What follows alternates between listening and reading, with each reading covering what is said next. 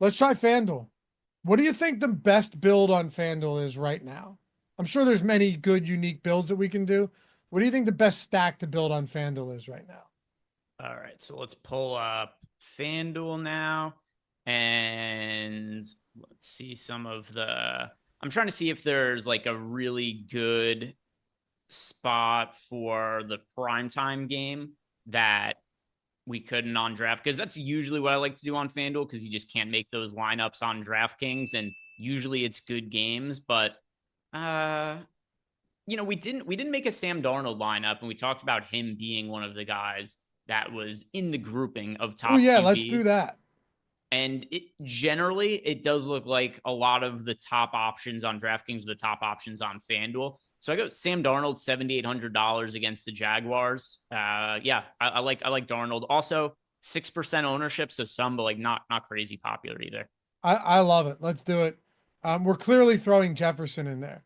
Yeah, My question to you is not whether or not we go with a double here, but it's do we want to go Darnold, Jefferson, and Jones, which I actually think is totally viable, or do we want to go with maybe Hawkinson? Because I actually think Hawkinson's a reasonable play too. Just a matter of that price point being a little bit prohibitive. yeah. I don't have an issue. Aaron Jones, Justin Jefferson, and Sam Darnold being together all in the same lineup, Let's do and that. yeah, I think it's also a build that isn't going to be crazy popular. So you got Aaron Jones individually is going to be popular. Justin Jefferson is a pay up, not popular on FanDuel, only 8% owned, not all that much ownership going to Sam Darnold either. So like this combination of three players, it's not going to be a very popular build. Okay. I love it. I'll throw Cardinals defense in there. Okay. Yeah, Cardinals are 3,700 on FanDuel. So yeah, pretty cheap there. Where do you want to work next on this? Do you want to run back? Let's see. Is there anybody that I really like as a run back from Jacksonville? We could go Ingram at tight end. He's only 6,200. Yeah, I'm most inclined to go Ingram. Okay. Those pass catchers are just decimated for the Jaguars. I know Brian Thomas ended up playing when he wasn't really expected to last week, but they still got Christian Kirk out. Gabe Davis has been kind of banged up through a lot of the year. Yeah, we'll go Ingram at tight end. All right, let's go. Wait, you want Ingram or you want Thomas? No, let's go Ingram. Okay. I like that quite a bit, actually. Yeah, fills the tight end position. Let's go Ingram. 6,200 remaining. Obviously, Jones and Jefferson are a little expensive. Ingram's not super expensive. We could go. I mean, Alvin Kamara is still not that expensive. He's the fifth highest priced running back on the slate. We could also go Swift at 7,700. That's a good price. James Conner is a good price. We could honestly go Kamara and Swift. You want to try it? You Yeah, want to let's just go try it? Kamara and Swift, and then we'll have to go. Maybe this might be hard. We'll see though. We have to go really cheap at wide receiver now. Is there anybody this cheap? Yeah, it might be too much. 43.50. Yeah, it's not going to be doable. Never No, but mind, Jordan. what if we did what if we did Swift and Connor? Or Kamara, and if we went Kamara, are there any other cheap running backs? Well, we don't need another running back necessarily yet, because Yeah, that we would have been don't in we the don't need flex. another running back. We could look at Eckler. Eckler's only 6,800. And right now we have Thomas out or Brian Robinson. Yeah, Ivan got yokes. That's an interesting comment you made. He said $8,000 McCaffrey is a lock for me. What do you think of McCaffrey this week? I mean, first week back, first game in almost in 2.5 months. I would be stunned if he plays it. I think he's gonna. I think he's gonna split snaps with Jordan Mason. I wouldn't even be surprised if Mason gets more of the carries than Christian McCaffrey for his price point. You can't play it unless you are confident he's getting at least close to a normal workload. And I think we're a couple weeks out from that. Yeah, it certainly feels that way, doesn't it? I will say though, I would not blame you for wanting to take some shots in large field on McCaffrey in the event that he just comes back and is that dominant Christian McCaffrey against the Tampa Bay team that has some real holes on defense. So I'm not going to fault you for it. I probably don't get to a ton of it myself. We'll see how he projects midweek though, if he's, in fact, going to go.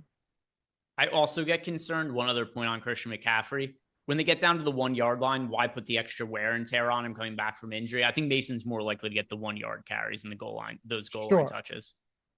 Well, I don't know about that. There just isn't to me, there just isn't a need in this matchup to put extra wear and tear on McCaffrey right off the IR. Where do you want to go at wide receiver? Like Calvin Ridley's down there. Calvin Ridley's very cheap on FanDuel, 5,800. Very cheap. No, take Swift out for now. Yeah, just take Swift out. We'll figure it out as we go. I think Calvin Ridley's price point just kind of begs us to play him here, Greg. He is 5,800. All right, so we could go. He's cheaper than Quentin Johnston, Ray McLeod, and that's crazy. Yeah, the only thing I would add is I slightly prefer Hopkins at 6K, but maybe you can play both of them. Yeah, we could certainly play both. Can we play a dirt? Is there anybody 4,600? What does that give us if we play both? Anything decent? It appears no. Yeah. I'm looking. Can we fully punt defense? Just plug in like the Colts at 3K. Yeah. Sure. Let's do that. Then we'll have a viable spot. Now we've got, what's that number, Jordan? Oh, you got Juwan Johnson. All right. Go Juwan Johnson then. You want to try it? Yeah. Is he who projects best of what's left, Jordan? He does, I think. All right, cool. Let's go to Juwan Johnson then.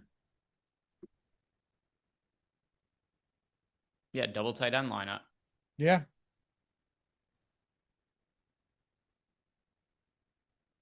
See how it comes out. So it actually is okay, not bad. It is relatively difficult though with the Darnold, Jones, and Jefferson lineup. Yeah, part of it also, it didn't help that we still went Kamara in the lineup. We paid up for Ingram as a run back as well. Yeah. So there's other ways we could have made this cheaper. Like we didn't have to go to Ingram as a run back. We could have gone like Will Dissly at tight end, or we could have just played Juwan Johnson at tight end and paid up for somebody else. Let's do this, Jordan.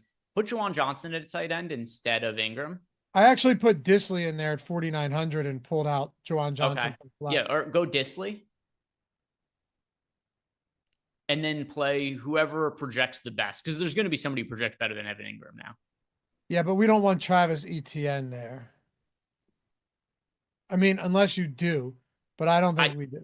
Yeah, I don't. But who's projecting the second best there? Ladd McConkey. And what's the projection difference between them?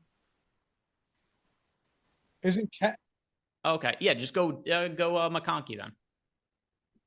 Wait, how much do we have left? Salary. Doesn't Ladd or doesn't Cade Otton project the best outside of Etienne? No. Yeah, we've got like almost a full fantasy point higher on McConkey. Oh, you're right. Okay. But that's Dissly and McConkey. Yeah. Dissly's cheap enough that I don't hate it though. Yeah, you're probably right.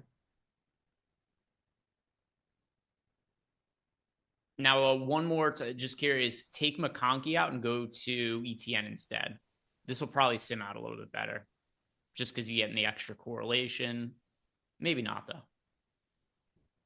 Could just be similar.